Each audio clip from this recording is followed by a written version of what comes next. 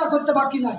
এক একটা সেজদাতে 70 বছর করে থেকেছে। এই ভালো শোন, কথা ভালো শোন, এদিকে শোন। শয়তান, তারপর ইবলিস শয়তান, তাকে জান্নাত থেকে বের করে দেওয়া হয়েছে। কাকে? কিসের জন্য? নবীর তৈরি করেছে।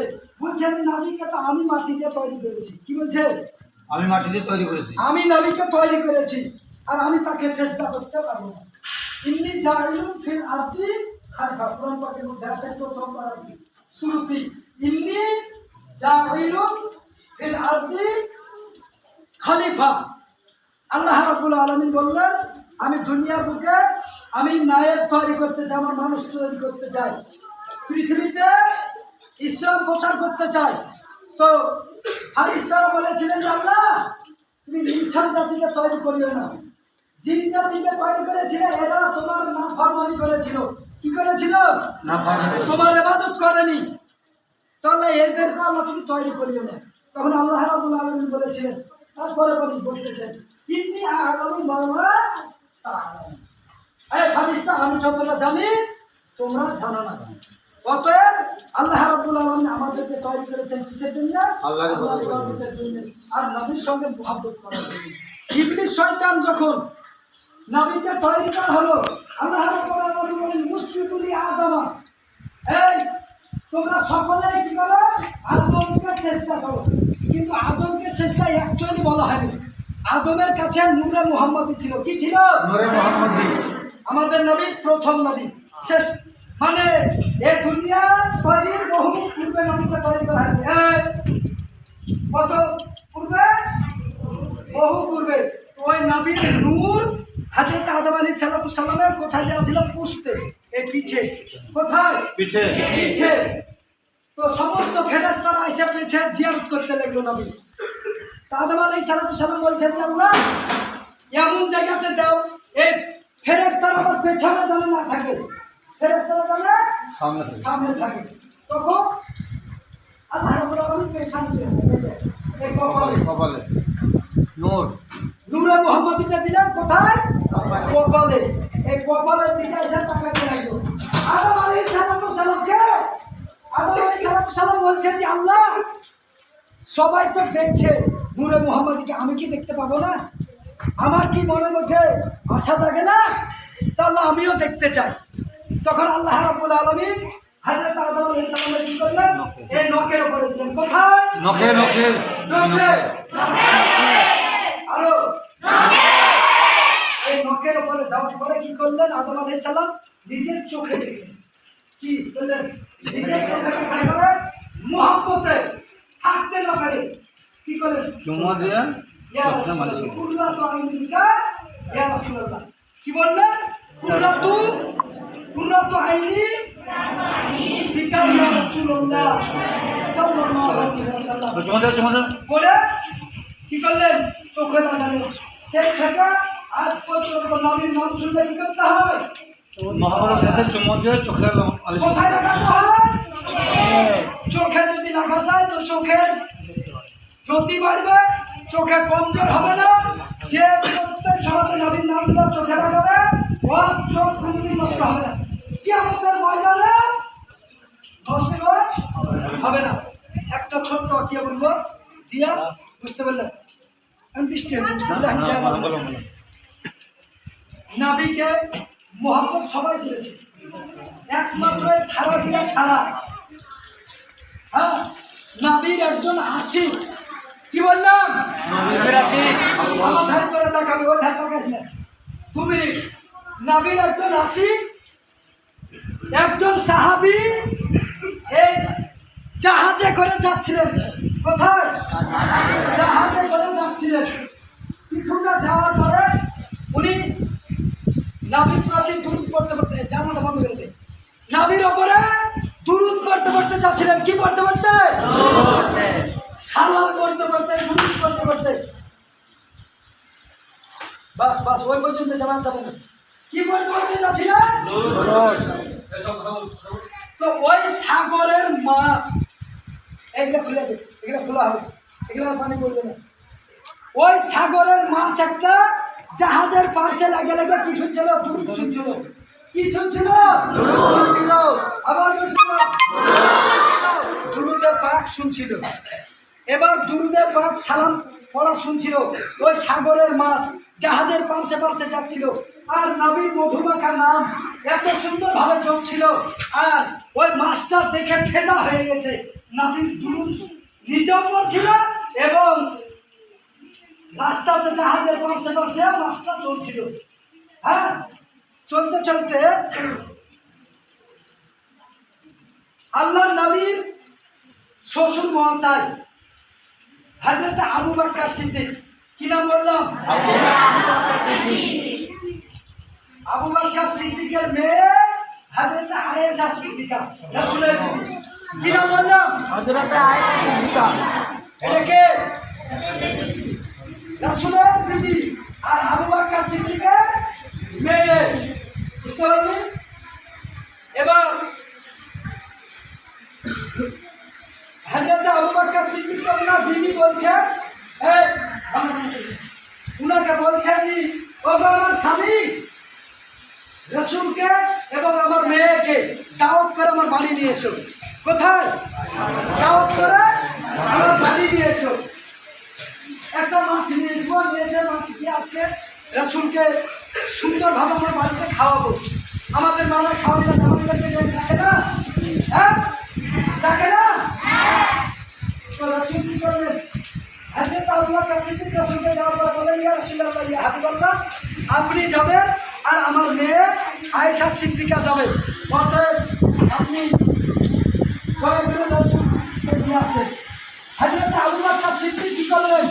ওই মুহূর্তের মধ্যে বাজার গেলেন, বাজার থেকে একটা মাছ কিনে নিয়ে আসলেন। কি নিয়ে আসলেন? মনে রাখবেন, কি মাছ। এইভাবে রাসূল আবু বকর সিদ্দিকের বাড়ি পৌঁছে গেছেন। কোথায়? আবু বকর সিদ্দিকের বাড়ি পৌঁছে গেছে, শ্বশুরের বাড়ি। এবার আবু বকর সিদ্দিক একটা মাছ কিনে নিয়ে এসেছেন। মাছটা নিয়ে আসার পরে সুন্দরভাবে মাছটাকে কেটেছেন, ধুয়েছেন, ধোয়ার পরে ছেড়েছেন। কিসে? আমাদের মাছ ভাজে না? হ্যাঁ, এই মাছ যখন ভাজা করতে লেগেছে, 1 ঘন্টা ধরে তেলে লড়ালড়ি করছে, মাছটা ভাজা হয়েছে। একটা মাছ 1 ঘন্টা মধ্যে ভাজতে? হ্যাঁ, খুব লড়ালড়ি করছে। তো আয়েশা সিদ্দিকার আম্মা যান বলছেন, ও আমার স্বামী, আবু বকর সিদ্দিককে ডাকলেন, বলছেন এই মাছটা ভাজা হচ্ছে না কেন? কি বলছেন? এই মাছটা ভাজা হচ্ছে না কেন? ওই সময়তে কি করলেন? দুই স্বামী স্ত্রী কি বলছে কি, একান্ত ভালো করে আরো তেজ করে আগুন দাও। তেজ করে আগুন দিচ্ছে, তাও ওই মাছের যে খানগুলো পাওয়া হচ্ছে ভাজতে পেরে, কিন্তু ভাজা হচ্ছে না। কি হচ্ছে না? ভাজা হচ্ছে না। এবার রাসূলের পাক সাল্লাল্লাহু আলাইহি ওয়াসাল্লামের কাছে চলে গেলেন কে? আবু বকর সিদ্দিক। যাওয়ার পর বলছেন, ইয়া রাসূলুল্লাহ, ইয়া হাবিবাল্লাহ, ফাদাকা ইয়া উম্মি ইয়া আবি, ইয়া রাসূলুল্লাহ, ইয়া হাবিবাল্লাহ, আমাকে ক্ষমা করবেন, হুজুর একটা বাজার থেকে মাছ নিয়ে এসেছি। কি মাছটা কেটেছি, ধুয়েছি, এবার ভাজা করছি, তো ভাজা হচ্ছে না।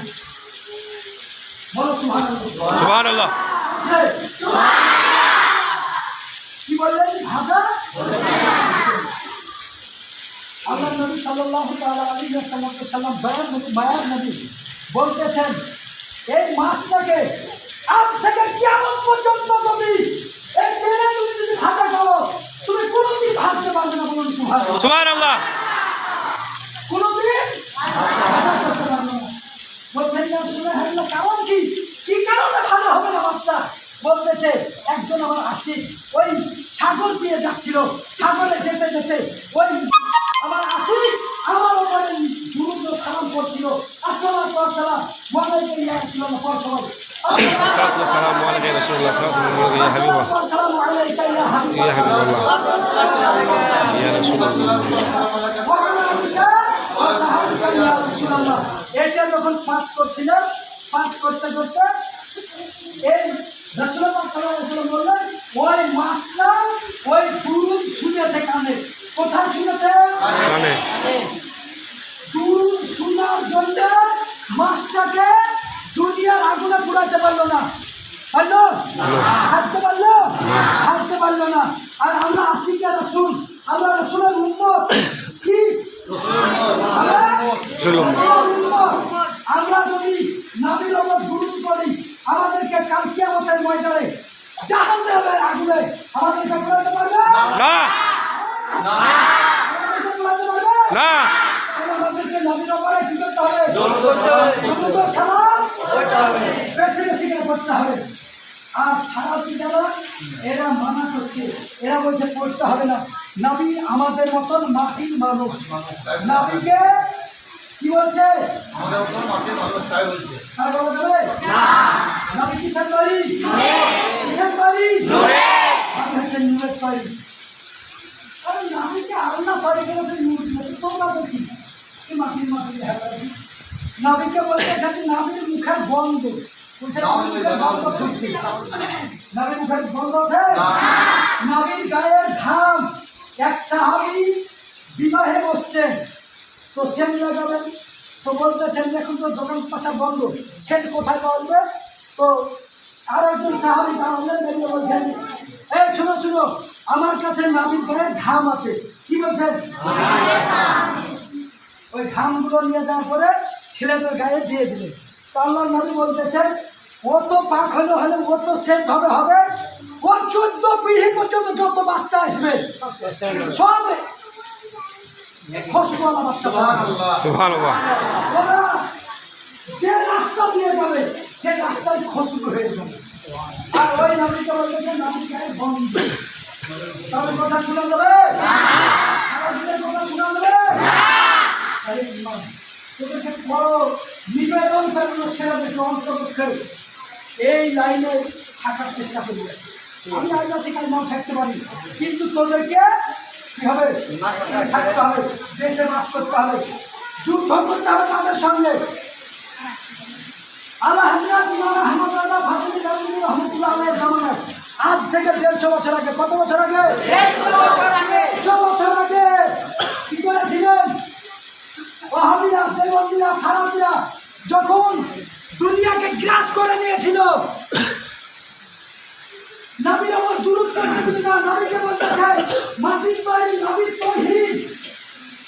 নবীকে অনেক ভাবে গালি দিয়েছে। নামাজের সময় যদি নবীর কথা মনে পড়ে যায় তাহলে খারাপ দিয়ে বলছে নামাজ হবে না, কিন্তু আমার বাড়ির কুকুরের কথা যদি নামাজের মধ্যে মনে পড়ে, গরুর কথা, ছাগলের কথা তো নামাজ দেখছে, তাহলে নবীকে তারা কি করে? লোক কুকুরের চাইতে খারাপ মনে করে, হয়েছে না? নবীকে কুকুরের চাইতে খারাপ মনে করে, ওদেরকে মানা যাবে না। নবীকে বলে যে পাগলের মতো ধ্যান। নবী পাগল ছিলেন? কথা বললে আমরা শুনবো?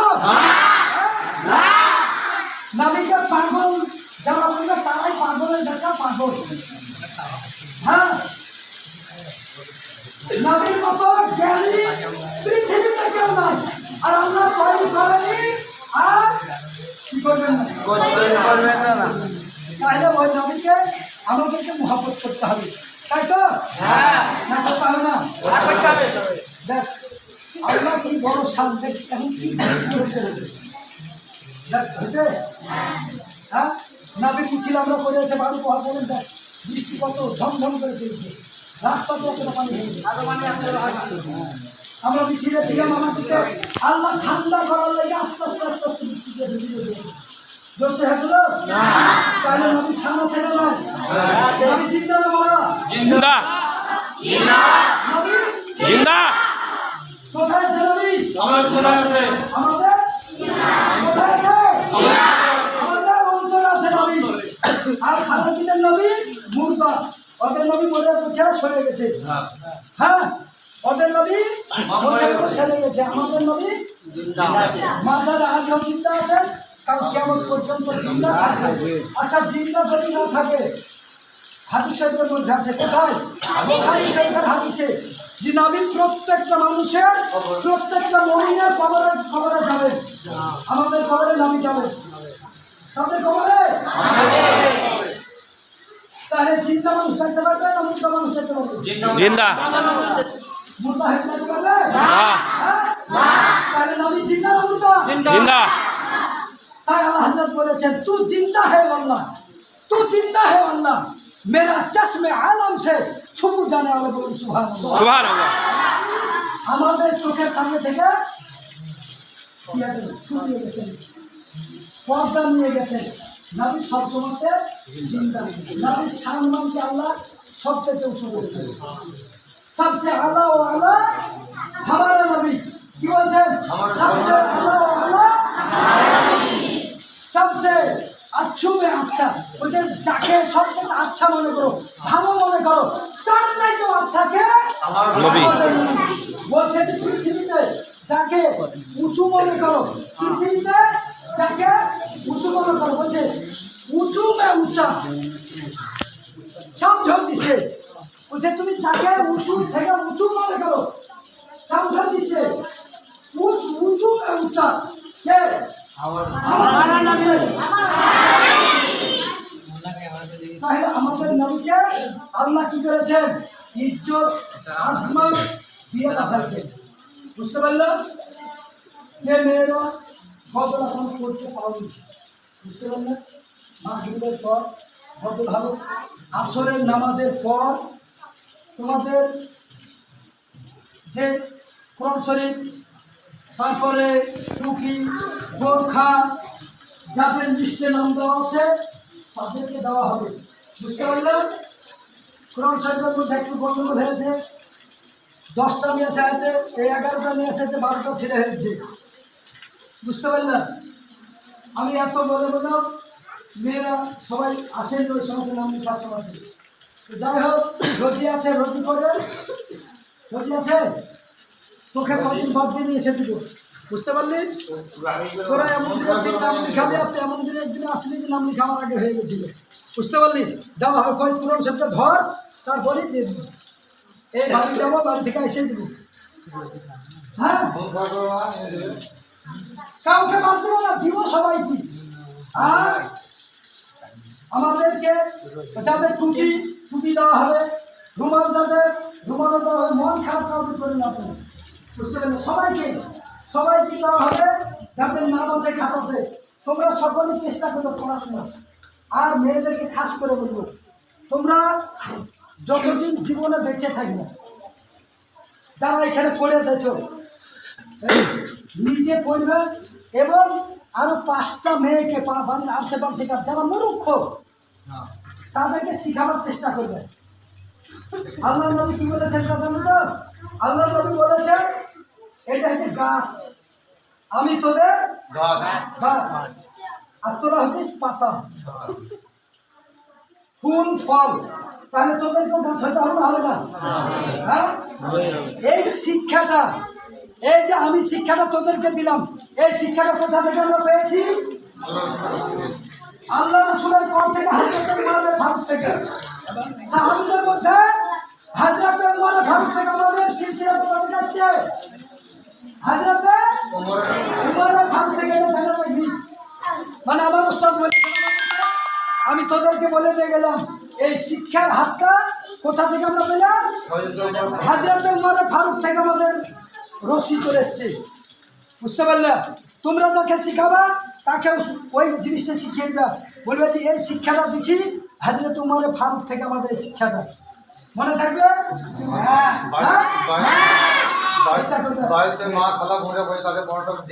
আল্লাহ নবী বলেছেন বাল্লিগু আন্নি ওয়ালাউ আয়া। হাদিস শরীফ, বাল্লিগু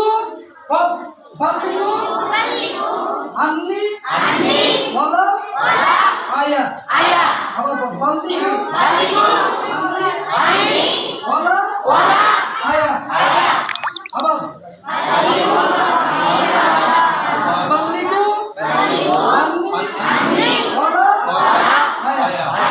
তোমরা যতটুকু শিক্ষা অর্জন করেছ, আল্লাহ নবী বলছেন, কে বলছেন? আল্লাহ নবী বলছেন তোমরা যতটুকু শিক্ষা অর্জন করেছ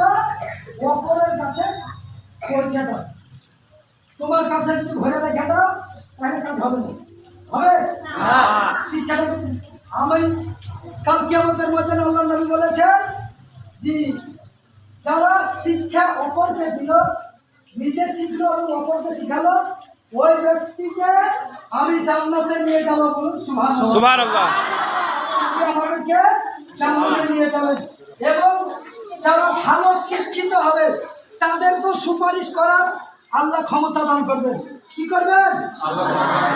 হয়তো আমাকে বললেন তুমি 10 জনকে জান্নাতে নিয়ে যাও।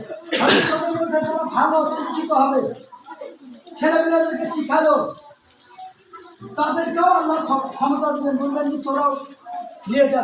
জান্নাতি যদি হয়, একজন জান্নাতি কমসে কম 40 জনকে নিয়ে যেতে হবে জান্নাতি। কয়জনকে? 40 জনকে। তাহলে দুনিয়ার মানুষ থাকবে জান্নাতে যাবে, কিন্তু খারাপ দিয়ে যাবে না জান্নাতে। খারাপ দিয়ে যাবে না। খুব ছাড়া আহলে হাদিস যারা, এরা কোনোদিন যাবে না, যাবে না, যাবে না। হ্যাঁ, বুঝতে পারলাম। তাহলে একবার তাহলে সালাম করো। ইয়া নবী ইয়া সালাম আলাইকা ইয়া রাসূল, সালাম আলাইকা ইয়া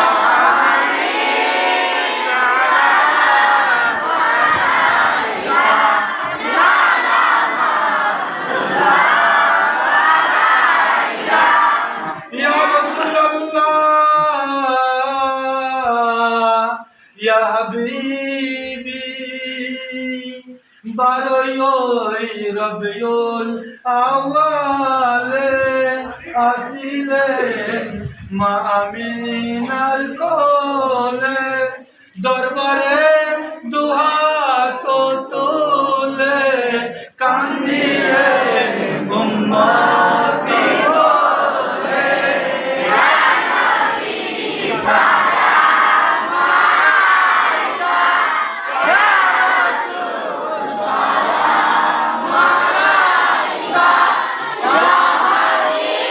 হাবিব সালাম আলাইকা সালামুল্লাহ আলাইকা ইয়া হাবিব ইয়া রাসূলুল্লাহ ইয়া হাবিবি, আমাদের মনের বাসনা যেতে চাই সোনার মদিনা, কোন পথে হইব রওয়ানা বলে দাও শাহে মদিনা।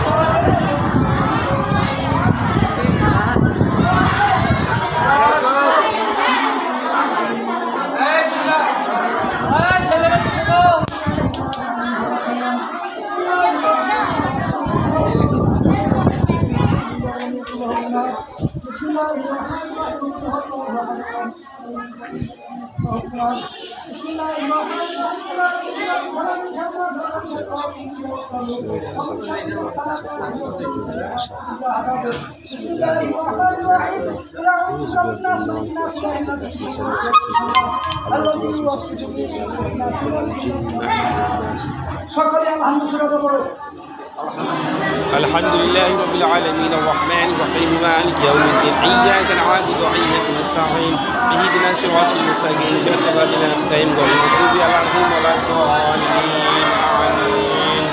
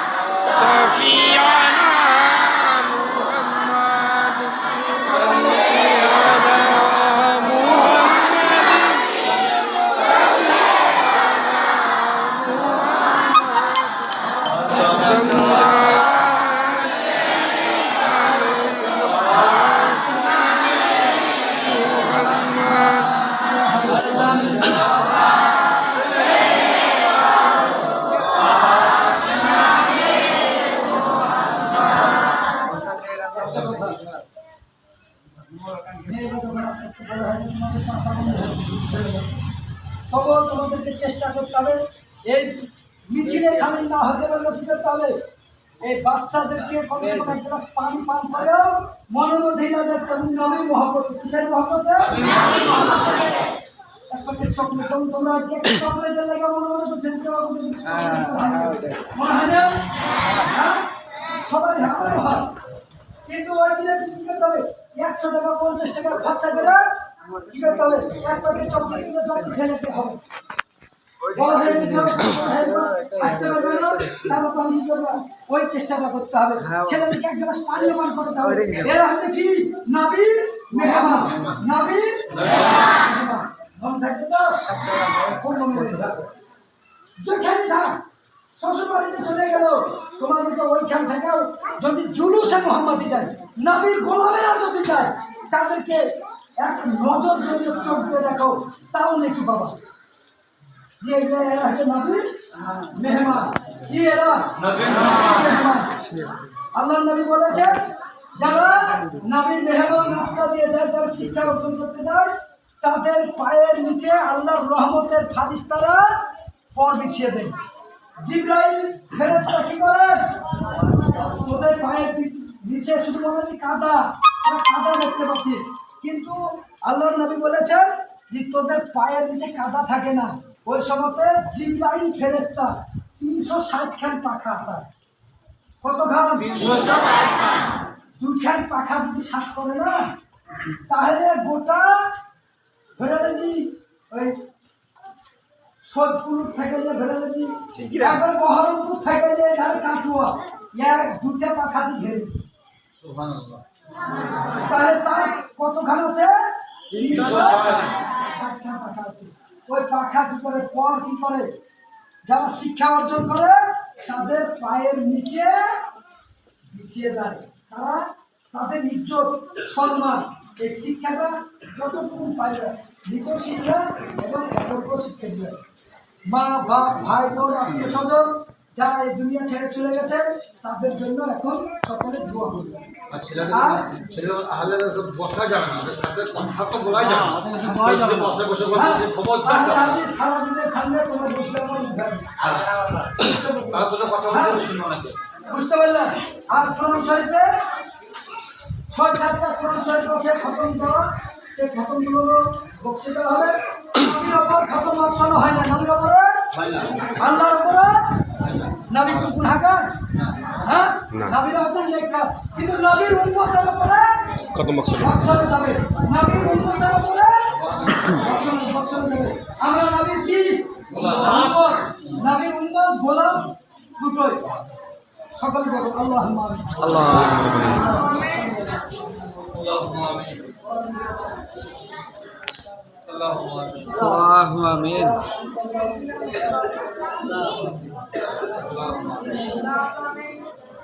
আল্লাহুম্মা আমিন।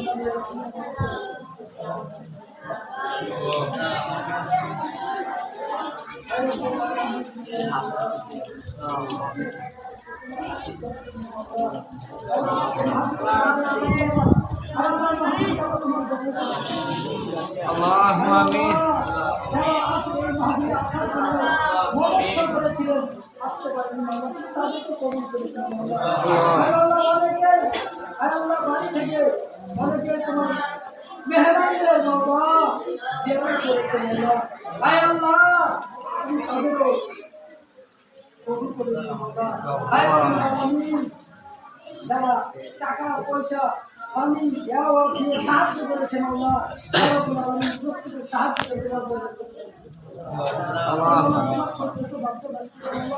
হাত উঠেছেন আল্লাহ, আয় আল্লাহ এদেরকে আল্লাহ তুমি ইলম আমল আল্লাহ তুমি বরকত দাও আল্লাহ, আয় আল্লাহ এদেরকে পড়াশোনা করে আল্লাহ, আয় আল্লাহ কোরআন হাদিস অনুযায়ী চলার তৌফিক দান করুন আল্লাহ, আয় আল্লাহ খাস করে আল্লাহ মেয়েদেরকে আল্লাহ তুমি হেফাজত করুন আল্লাহ, আয় আল্লাহ নিজের থেকে আল্লাহ তুমি হেফাজত করুন আল্লাহ, আয় আল্লাহ মেয়েদেরকে আল্লাহ পর্দা করার তৌফিক দান করুন আল্লাহ, আমাদের পর্দার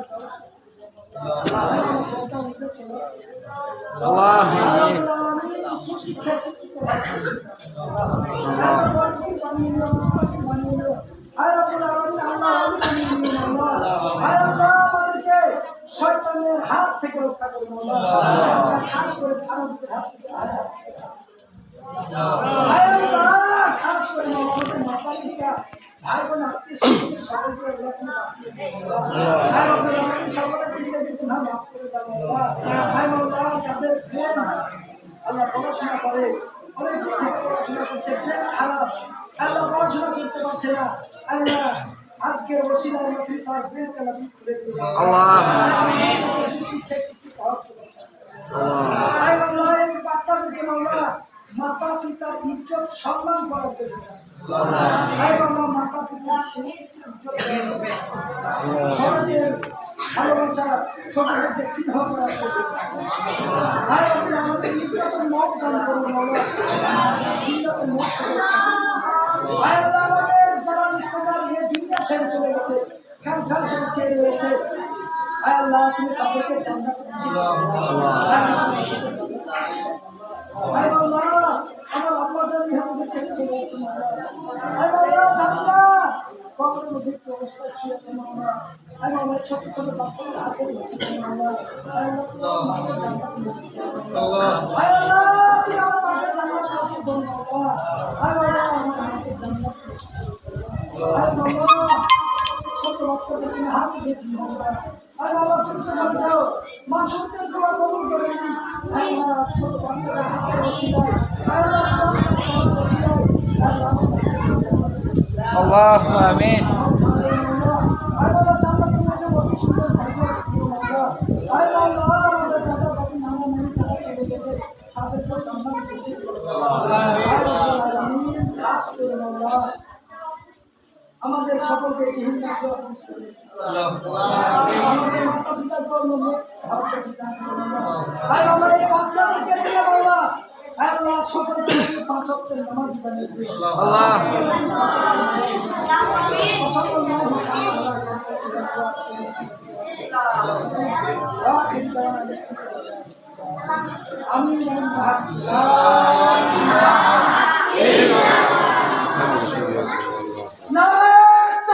আল্লাহু আকবার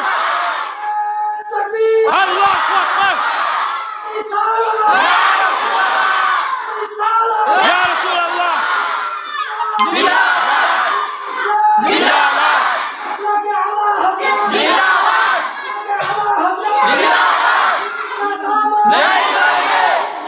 জন্মদিন